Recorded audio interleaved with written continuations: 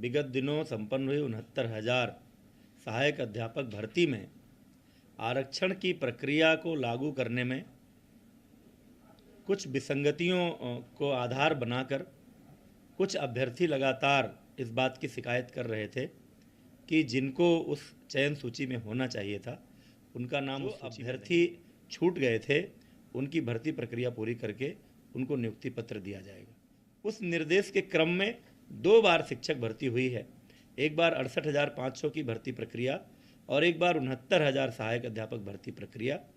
आज जो अभी हम घोषणा कर रहे हैं, जिसमें आरक्षित वर्ग के कुछ छूटे हुए अभ्यर्थियों की भर्ती की जाएगी, इसको शामिल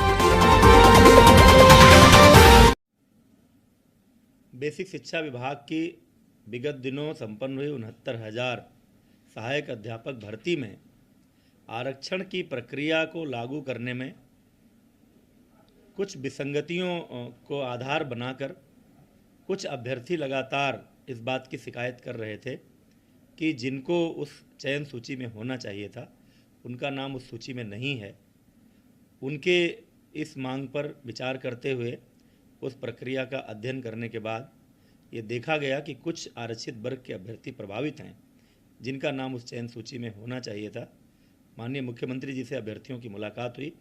कल ही उन्होंने बेसिक शिक्षा विभाग को इस समस्या का त्वरित और न्याय संगत समाधान करने को कहा था।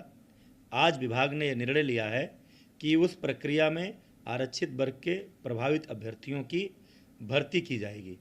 उसकी पूरी प्रक्रिया आज हम जारी कर रहे हैं।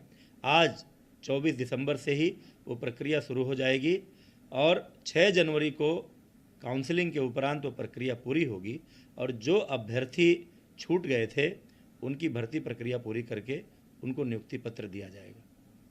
एक और विषय है और वो विषय ये है कि जब माननीय सर्वोच्च न्यायालय ने शिक्षा मित्रों का स्थायी शिक्षक के रूप में समायोजन 2016 में निरस्त किया था, तो उस समय उत्तर प्रदेश सरकार को यह निर्देश दिया था कि 1,37,000 पदों पर स्थायी शिक्षकों की भर्ती की जाए। उस निर्देश के क्रम में 2 बार शिक्षक भर्ती हुई है। एक बार 68,500 की भर्ती प्रक्रिया और एक बार 69,000 सहायक अध्यापक भर्ती प्रक्रिया।